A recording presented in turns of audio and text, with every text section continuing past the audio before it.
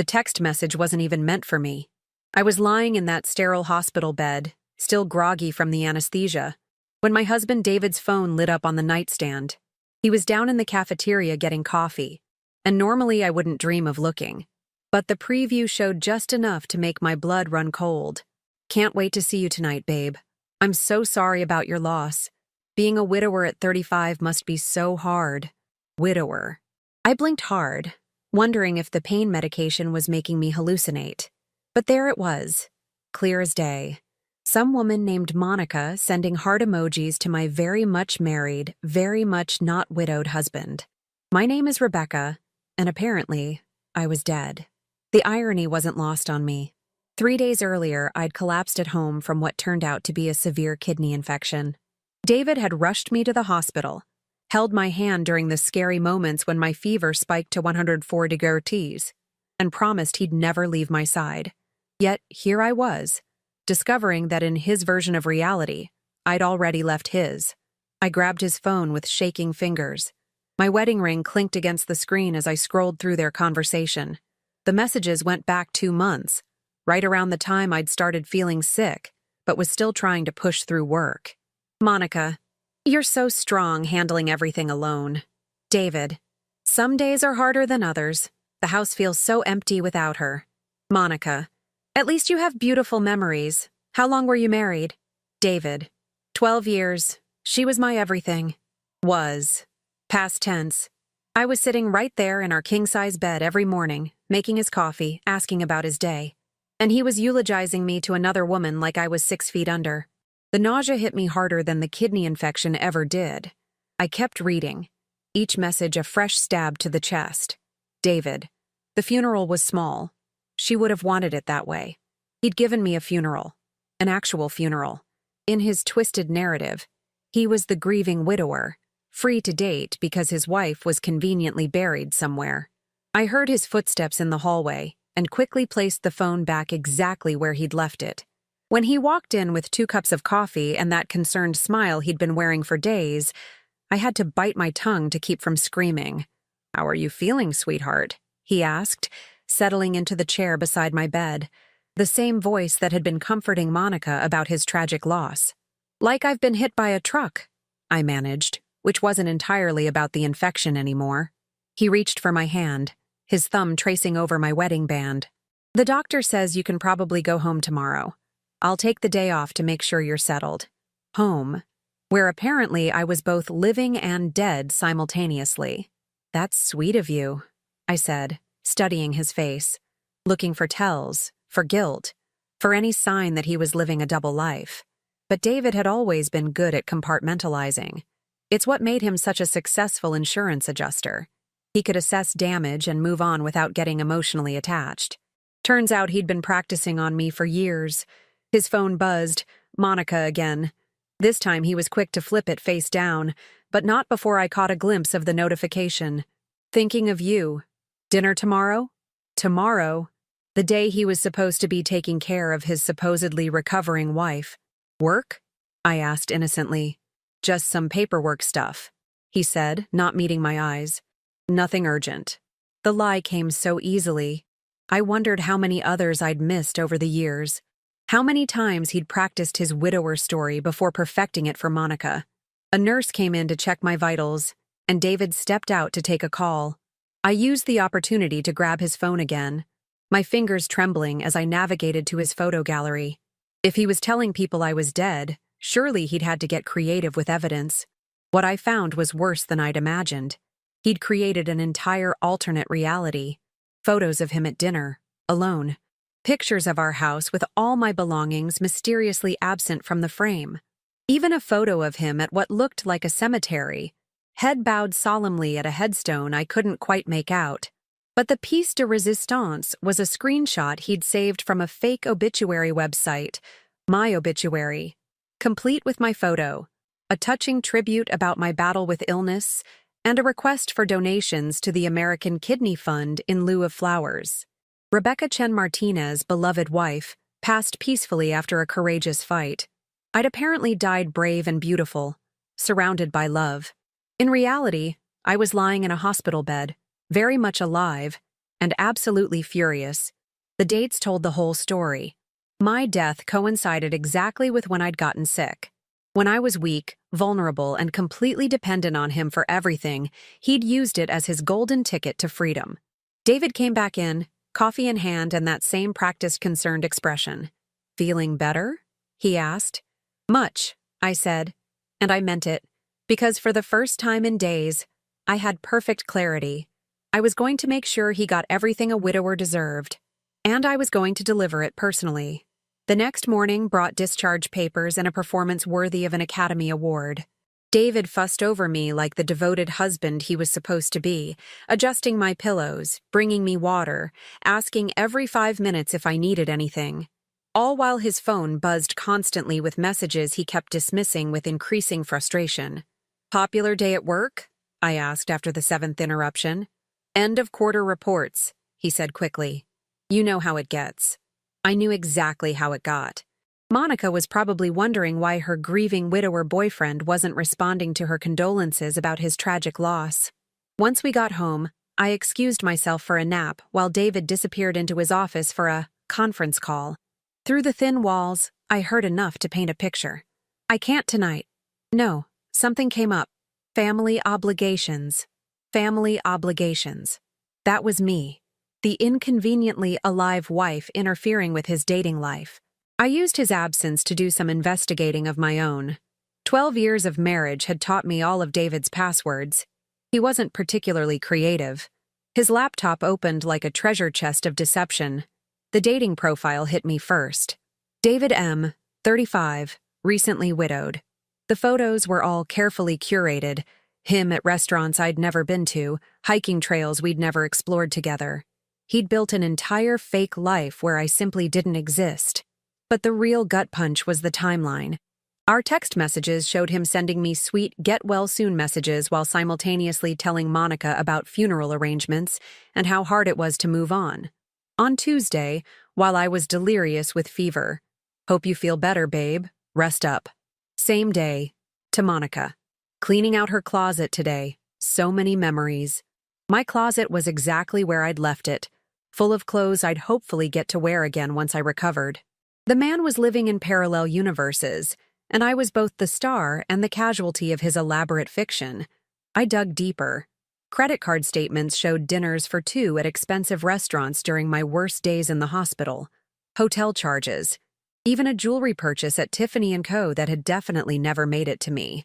David wasn't just lying about my death. He was profiting from it, playing the tragic figure while living it up with his girlfriend, funded by our joint account. The Monica situation was more extensive than I'd realized. Social media showed they'd been together for months, appearing at work functions I'd never been invited to. She worked in his building. Different company, same floor. How convenient. Her Instagram was a masterclass in unwitting participation in fraud. Photos of them at dinner with captions like, "So grateful to have found love again," and "He deserves happiness after everything he's been through." She genuinely believed she was dating a widower. David had made her an accomplice to his betrayal without her even knowing it. The cruelest part was how thorough he'd been. He'd removed me from his social media entirely. Not blocked, just erased. To anyone looking at his online presence, I'd never existed. He'd photoshopped me out of vacation pictures and family gatherings, creating a seamless narrative of his bachelor life. I found the fake obituary he'd created on one of those memorial websites. The details were disturbingly accurate. My real birthday, our actual anniversary date, even inside jokes that only David would know. He'd written it like he actually loved me, full of beautiful memories and touching tributes. Rebecca was a beacon of light who touched everyone she met. Her courage in the face of illness inspired us all. She leaves behind a devastated husband who will carry her memory forever. The comment section was full of sympathy from people who'd never met me, strangers offering condolences to my grieving husband. A few co-workers from his office had even left messages about what a strong man he was for handling his loss so gracefully. Meanwhile, the real me was upstairs taking antibiotics and trying not to die from a kidney infection. But the piece that broke something fundamental in me was the life insurance inquiry he'd made. Just a casual question to our agent about claim procedures and required documentation for spousal death benefits. He wasn't just playing widower for sympathy dates. He was researching how to actually collect on my death. That evening, David made dinner, something he hadn't done in years. Pasta with store-bought sauce, the kind of minimal effort that screamed guilt compensation. "You seem better," he said, watching me push food around my plate. "Getting there," I replied. Weird how things can change so quickly, isn't it? One day you're fine, the next you're gone. He nearly choked on his wine. Gone?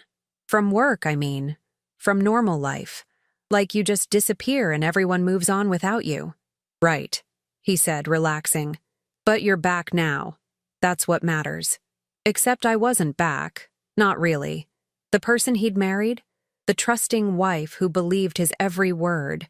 She was as dead as he'd claimed. What sat across from him now was someone else entirely. His phone lit up during dessert. Monica again. "Missing you tonight. When can I see you again?" He declined the call and put the phone face down. "Work emergency?" I asked sweetly. "Insurance stuff. You know how it is." The lies came so naturally now. I wondered if he even registered them anymore, or if deception had become his default language. That night, he held me close in bed, whispering about how scared he'd been of losing me. His arms felt like a prison, his voice like poison in my ear. "I don't know what I'd do without you," he murmured into my hair. But I knew exactly what he'd do. He'd already done it. As he drifted off to sleep beside me, his phone buzzing with late-night messages from his girlfriend, I stared at the ceiling and planned my resurrection. Because if David wanted a widow, he was going to get one. Just not the kind he expected. The beauty of being legally dead is that nobody expects you to show up places. Over the next week, while David thought I was recuperating upstairs, I was conducting the most thorough investigation of my life. Turns out, having unlimited time and a burning desire for justice makes you surprisingly resourceful. I started with Monica. A few carefully crafted fake social media accounts later, and I had infiltrated her entire online world. The woman was posting daily updates about her relationship with her brave widower boyfriend, complete with photos of gifts he'd bought her with our money. She seemed genuinely sweet, which somehow made it worse. In her version of reality, she was helping a grieving man heal from tragedy. She had no idea she was helping destroy a marriage. But David? He knew exactly what he was doing. The paper trail was damning. Phone records showed calls to Monica dating back 6 months, long before I got sick. He'd been planning this exit strategy, and my illness had just provided the perfect cover story. I found the smoking gun in his email drafts folder. Multiple versions of my obituary, each one more elaborate than the last. He'd been workshopping my death like a creative writing assignment, perfecting the details of his grief performance. The most chilling part was how calculated it all was. He'd researched widow support groups, probably to perfect his act, downloaded articles about grief counseling, even bookmarked websites about dating after spousal loss, research for his new identity. David Martinez wasn't just cheating, he was method acting. While he went to work each day, maintaining his performance as the devastated widower slowly returning to life, I was gathering ammunition, screenshots, financial records, even audio recordings from his private phone calls with Monica. The conversations were worse than I'd imagined. "Sometimes I feel guilty," I heard him tell her one afternoon. "Like I'm betraying her memory by being happy." "Baby, she would want you to move on," Monica replied. "Life is for the living." If only she knew how literally true that was. I also discovered David's bigger plan. The life insurance inquiry wasn't just curiosity. He'd been asking detailed questions about policy payouts and required waiting periods. He was playing a long game, and I was supposed to be the grand prize. But the universe has a sense of humor. While David was figuring out how to profit from my death, I was learning how to profit from my resurrection. I reached out to my cousin Lisa, a lawyer who specialized in fraud cases. Without revealing too many details, I asked hypothetical questions about identity theft, insurance fraud, and marriage dissolution. Her answers were enlightening. "Hypothetically," she said over coffee, "if someone were pretending their spouse was dead for financial gain, that's serious federal crime territory. We're talking wire fraud, mail fraud, potential insurance fraud if money changes hands. Hypothetically, what would happen to someone like that? Prison time. Significant prison time. And they'd lose everything in the divorce. Courts don't look kindly on that level of deception. Perfect. I spent the evening calculating our assets. 12 years of marriage, a joint mortgage, shared investments, and substantial savings, all of which David was already treating as his alone. The jewelry receipt from Tiffany's showed he'd spent $4,000 on what was probably an engagement ring for Monica. My money, buying jewelry for my replacement. The irony was delicious. By day, I played the recovering wife. By night, I became a private investigator specializing in my own life. I learned that David had told his co-workers I was taking some time to figure things out. His explanation for why his recently dead wife wasn't at office functions. To Monica's friends, I was the tragic love of his life, taken too soon by illness. To his friends, I was the demanding wife who'd left him emotionally drained. He'd created different versions of me for different audiences, all of them designed to make him look like either a hero or a victim, never the villain he actually was. The breakthrough came when I discovered he'd already introduced Monica to his parents, as his new girlfriend, not as someone he was casually dating. They'd had dinner last weekend while I was supposedly homesick. His mother had posted about it on Facebook. So happy to see David smiling again. Monica seems lovely, and he deserves happiness after everything he's been through. Everything he'd been through. Like being married to me was some kind of traumatic experience he'd survived. I screenshot everything, building a case that would make any prosecutor weep with joy. But revenge isn't just about legal consequences. It's about poetic justice. And I was about to deliver the performance of a lifetime. The plan crystallized when I overheard David's phone call with Monica about their weekend plans. They were having dinner Friday night, and she wanted him to meet more of her friends. "I think it's time," she said. "You've been through enough grief. Your wife wouldn't want you to be alone forever." "You're right," David replied. "She'd want me to be happy." The audacity was breathtaking. He was literally putting words in my mouth while I sat 20 feet away, very much alive and very much furious. That's when I realized the perfect venue for my grand resurrection. His office party. The annual company holiday celebration was next Friday. The same night he'd planned his romantic dinner with Monica. According to the office group chat I'd managed to access, it was being held at the fancy hotel downtown, the one where David had been taking Monica for their secret dates. The invitation had gone out to all employees and their spouses. I'd received one, addressed to Mr. and Mrs. David Martinez. Apparently, even the universe was collaborating on my comeback. I spent the rest of the week preparing. Hair appointment, new dress, the works.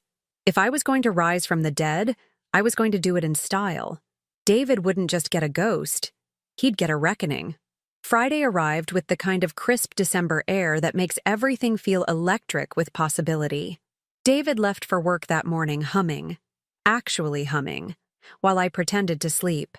He kissed my forehead and whispered, "Feel better, sweetheart. I'll be late tonight. Year-end reports." Year-end reports at a fancy restaurant with his girlfriend. The man's creativity knew no bounds. I waited until his car disappeared down the street before launching into action. The navy blue dress I'd bought was perfect. Elegant enough for a company party. Dramatic enough for a resurrection.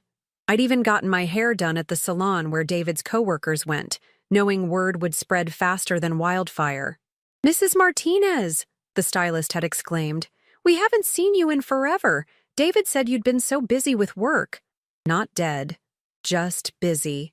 Apparently, my story changed depending on the audience. At 6:30, I arrived at the Fairmont Hotel. The company party was in full swing in the ballroom, but I headed straight to the restaurant where David and Monica were celebrating their relationship built on my supposed corpse. I found them at a corner table, intimate and cozy. Monica was radiant in red. David was playing the part of devoted boyfriend, and they were both living their best life, funded by my joint bank account. They were so absorbed in each other that neither noticed me approach. "David," I said softly. He turned toward my voice and went absolutely white. I'm talking vampire in sunlight white. The wine glass slipped from his hand, shattering on the floor and sending Merlot splashing across Monica's dress. "Oh my God," Monica gasped, jumping up. "Are you okay?" But David couldn't speak. He was staring at me like I was, well, a ghost. "Surprise," I said, taking the empty seat at their table. "I hope you don't mind me joining you. I was in the neighborhood." Monica looked confused, dabbing at her stained dress. "I'm sorry, do we know each other?"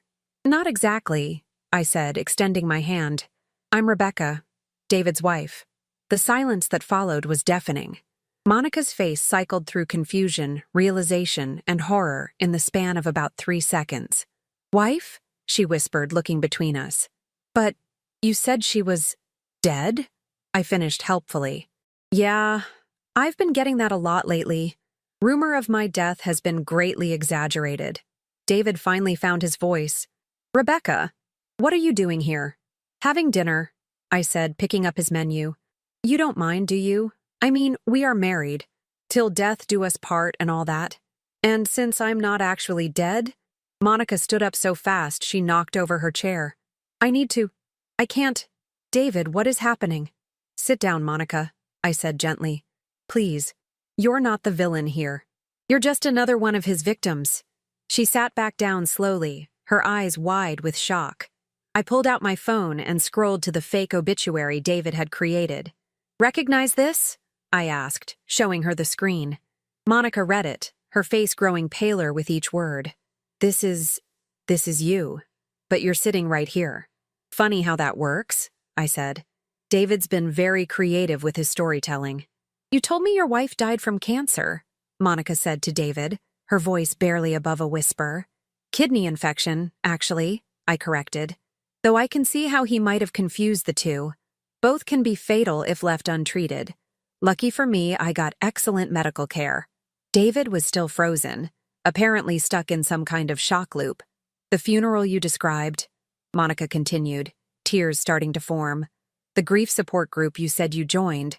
The life insurance paperwork. All very creative fiction," I confirmed. Though I have to give him credit for commitment. He even bought you jewelry with our joint account. Very romantic." Monica turned to David with a look that could melt steel. "You made me complicit in fraud. I posted about us on social media. I met your parents. I thought I was helping you heal from tragedy." "Monica, I can explain," David started. "Explain what?" she snapped. "That you're married to a woman you convinced me was dead. That every moment we spent together was built on lies. That I've been the other woman this entire time." The restaurant had gone quiet around us. Other diners were pretending not to stare while obviously hanging on every word. "The beautiful part," I said, pulling out a folder I'd brought with me, "is that it gets worse." I spread the papers across the table like playing cards. Bank statements, credit card receipts, screenshots of dating profiles, printed emails. "Insurance fraud inquiry," I said, pointing to one document. "Dating profile claiming to be a widower, fake obituary posted on multiple sites, and my personal favorite, the receipt for Monica's Christmas present, bought with money from the account of your supposedly dead wife." Monica stared at the evidence, her hands shaking. "This is insane. You're actually insane." "Me?" David finally spoke. "You're the one stalking us, violating our privacy." "Our privacy?" I laughed, and the sound was sharp enough to cut glass. "David, you literally faked my death. You created fraudulent documents. You committed identity theft against your own wife. And you want to talk about privacy violations?" The maitre d' approached our table nervously. "Is everything all right here?" "Perfect," I said brightly. "My husband was just explaining to his girlfriend why he told her I was dead." "Very romantic evening all around?" David stood up abruptly. "We're leaving." "Actually, you're not," I said, and my voice carried a steel that surprised even me. "Because the police are already waiting in the lobby, and my lawyer is filing fraud charges first thing Monday morning." The look on his face was everything I'd dreamed of and more. "Merry Christmas, darling," I said. "Hope you like orange jumpsuits." 6 months later, I was sitting in my lawyer's office, signing the final divorce papers. David had pleaded guilty to fraud charges in exchange for a reduced sentence. 18 months in federal prison, full restitution of all misappropriated funds, and forfeiture of his rights to any marital assets. The judge had called his actions a breathtaking display of premeditated deception, and noted that faking a spouse's death for personal gain represented a profound violation of the most basic human decency. I couldn't have said it better myself. Monica had actually reached out to me a few weeks after that explosive dinner. She wanted to apologize, even though she'd done nothing wrong except trust a master manipulator. We'd had coffee, and I'd found her to be exactly what I'd suspected. A genuinely kind person who'd been completely duped. "I keep replaying everything," she told me, stirring her latte nervously. "All the signs I missed, all the things that didn't quite add up. He was so convincing. That's what made him dangerous," I replied. "He wasn't some obvious liar. He was methodical, careful, completely committed to his performance."